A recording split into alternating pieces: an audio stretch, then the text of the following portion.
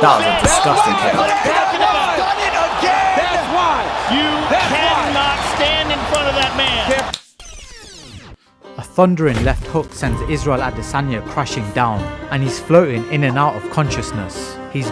He's got a disgusting left hook. Ezra got knocked out. Badly dazed and confused and needs oxygen and assistance to get up. Meet Alex Pereira, a ruthless striking specialist from Brazil, who has beaten arguably one of the greatest MMA fighters on 3 separate occasions. Unlike the majority of fighters across the globe, Alex Pereira's family stems from an indigenous tribe that coexists with nature in the depths of the Amazon rainforest. Jeez. When many would walk to the fridge for dinner, Alex's family would set foot into the wild with a bow and arrow. Eventually his family would swap the natural jungle for... Yo, this guy came from the bottom. So these people are warriors. They're warriors. By nature. Tribes. Yeah. They're not in the city. They're tribal men. Hunting for their food. the concrete jungle, settling in the infamous favelas that engulf Sao Paulo, Brazil. Deaths of 25 people. It happened in one of Rio de Janeiro's poorest neighborhoods known as favelas. Alex was born in the unfavorable side of Sao Paulo, where the poor reside largely in the self-run and gang-controlled favelas, almost cut off from the prosperous minority that inhabit the rest of the city. The children born into such a society suffer disproportionately as they grow up surrounded by drugs, violence and murder. Alex indeed would pay the price, a school dropout by the age of 12. It must be so easily to get like consumed into that lifestyle, especially when you don't have money and you're raised up and all these gangsters are the ones with the money. It's very easy to get like absorbed into it. Of course, especially when that's the only way you can make money as well. Exactly, yeah.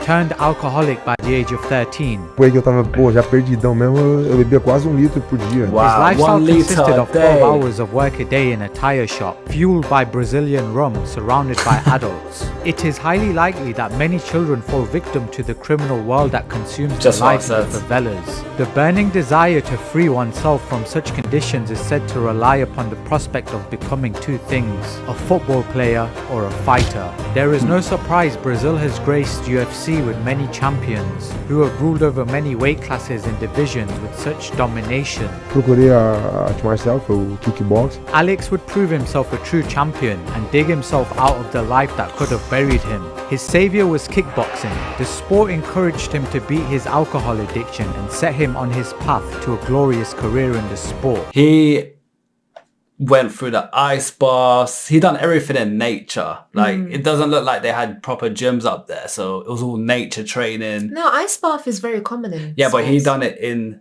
the nature. He didn't go in a bathtub and do it like everyone else. He done it in literally an ice rink. Yeah. At the age of 21, he nature. embarked on a career and built himself a reputation for his devastating stone fists, earning him the nickname Powhatan, translating literally to hands of stone. Alex has a sister who witnessed the same struggles as him, and she too also started kickboxing. Oh shit, He his would help sister. her prepare for fights, Damn. as they dreamed of both becoming kickboxing champions. It is safe to say fighting is in their blood. Alex experienced a turbulent start to his kickboxing career. He endured losses which were masked over by impressive victories. Although he remained largely unknown, it wasn't until he met the Black Dragon, Israel Adesanya, that he got the recognition he deserved. Israel was inspired to start fighting from the movie On Bat and watching Jackie Chan. He made a name for himself on the local scene and was brought over by Chinese kickboxing organizations. The Chinese brought me over as a journeyman for their guys to beat up on. So they gave me a name, you know, for sure. That's why he always says he's from China. He's like, basically he's been brought on by the Chinese, so in his head he's like, And they trained him as well, yeah, didn't they? he's loyal to the Chinese even though he's not from China. Aw. Hei Long, that means the Black Dragon. The kickboxing Jeez. greats went to war on 2 different occasions. The first fight turned out to be largely inconclusive. Alex landed some significant strikes in the first round, only to be put on the back foot in the second round until he regained composure and delivered some beautiful combos. In the third round, Izzy was able to inject dominance, but it wasn't enough to win the fight as the judges scored the contest in Alex's favour. A rematch was inevitable. Close. It was a relatively close fight, but if I had to judge, I would have given it to Pereira. 1 year later, the pair met once again. It appeared Adesanya had come ready for war to avenge his loss. The first and second round was snatched by Izzy, Alex narrowly surviving a standing count in the second. It seemed that vengeance was on the cards, until that famous left hook of the Brazilian devastated his Knocked him opponent. down. Alex Pereira is one of the scariest fucking strikers on planet Earth. He's a bad motherfucker. That dude is different. He's scary. He's scary. Even when he was over in Glory, I was a big fan of his over in kickboxing. He was fucking everybody up in 2 different ways. He looks stone cold. Imagine him fighting Hamzat. 2 stone cold That'd be motherfuckers. crazy. Yeah, that'd be crazy. I don't even know how that would go. I think that'd be a really good fight. Who do you lot think will win that? That would be an amazing fight. That'd be a very good fight because they both want to kill. That's I kill everybody. I kill everybody. I smash your boy. Weight classes over there. Right. Dude, he hits people and it doesn't even make sense. That dude has nuclear power. He's got crazy Nuclear power. He's one of the most vicious knockout artists in Glory history. Alex pursued his next conquest and became the first fighter to become a double-weight kickboxing champion in Glory. Interestingly, Adesanya chose a different path and moved to MMA, which arguably granted him higher accolades. He's special, man. I think he's going to be the next big superstar. I really do. He's got everything going for him. Checks all the Spectacular boxes. talent, great personality. He's fun. I mean, he fights with as much skill as we've ever seen a striker. I mean, he's Anderson Silva 2.0. He really is, man. His striking's out of this fucking world, man. He would solidify his place in He's talking about me. Did you know that, yeah? middleweight greatness as he picked apart Robert Whittaker on his own soil. Izzy Damn. would go on to earn $500,000 after his victory, whereas championship $500,000. fighters in Glory were earning around $20,000 per fight. The next conquest Look at the difference. $500,000 to 20k. That's such a big difference. And people moan that UFC Dana White would not pay the fighters properly. But when you look at it in that perspective, you literally made 25 times what you would have made from one fight. It's mad.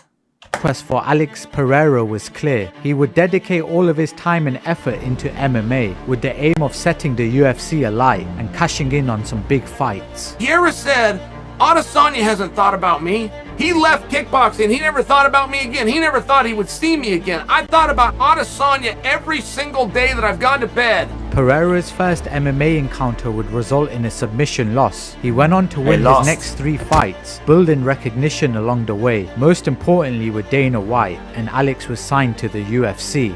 It was a fairy tale debut for Alex. A brutal knee combination almost knocked the head off his opponent. The second matchup ended via decision in Alex's favour, but it would be the third test that mattered the most. The opponent, Sean Strickland, a true veteran of the sport who had never lost. That's who's champion now. That's who reacted to beating Adesanya. That middleweight and had a top 10 ranking. A swift, venomous left hook left Strickland crumbling towards the canvas. Dazed and confused. Israel is essentially cleaned out the middleweight division. How many years he is middleweight champion? 3, 4? I think he deserves some respect, you know. Don't treat him like this. Because I've already kind of cleared the path by clearing out the middleweight division, there was really no one else for me to fight. And I'm so impressed at how fast he came through the ranks. I cannot think of a guy who went from 0 to main event as quickly. We have that history in kickboxing, so yeah, you know, they set him up nicely, and I like that. The only contender that Izzy hasn't beaten in the middleweight division is now Alex Pereira. And the UFC set an event between these two old foes was irresistible. Israel Adesanya wanted to turn around right after this last fight.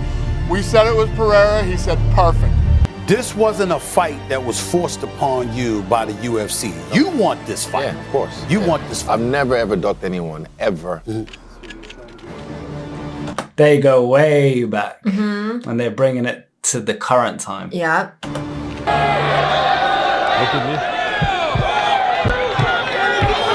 here. I ain't going nowhere. He's just such an intimidating figure. Oh, yeah. Pereira, right? Every time he even looks at Izzy, you can tell he's almost licking his chops. He can't wait to get back in there and fight him again.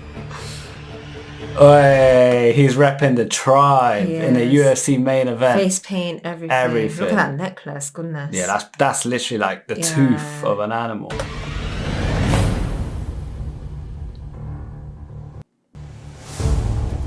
To lose, you don't just lose the fight, you lose all of that goes with it, the lifestyle, the stardom, the fame, the deals, the money. All the don't worry. Hey, he's got bragging rights. Talk all the you want. Talk all the you want. Only one man knows the secret to beat Israel Adesanya. The one who did it before is tailor-made to do it again. Both men landed devastating blows, with Pereira hanging on in the first round only to be saved by the bell. Adesanya seemed a man in usual control, picking away at his opponent and generally controlling the fight. The fatigue of Alex Pereira looked likely to ignite his downfall, but it seemed the heart and hunger of the Brazilian surfaced as round 5 commenced. A flurry of brutal fists ended Adesanya's unbeaten run in the middleweight division. Once again, it looked like Izzy was edging to victory. Hunting his prey. 5 rounds as well they lasted. They That must have been a very good match. I think with them, they just didn't want to, like mentally, they were not having it. Like none of them wanted to lose. None of them. Too much on the line. Yeah. But the iron fists of Pereira had different ideas. This guy is the comeback kid. Yeah. Same way last time. That's the thing. It's like same way as last time. Alex has silenced all who doubted pissed him off. He has truly risen like a phoenix and is now the UFC's middleweight champion. For Alex Pereira, the dream has come true. He has successfully built a career on his merits and freed himself of the crime and alcoholism that awaited him in the favelas of Sao Paulo. That's cool. But perhaps more importantly, which will stand as eternal inspiration for many, is the example he set for millions of children who are born in the same tough circumstances he was. Much like the Brazilian greats who set the path before him, he too...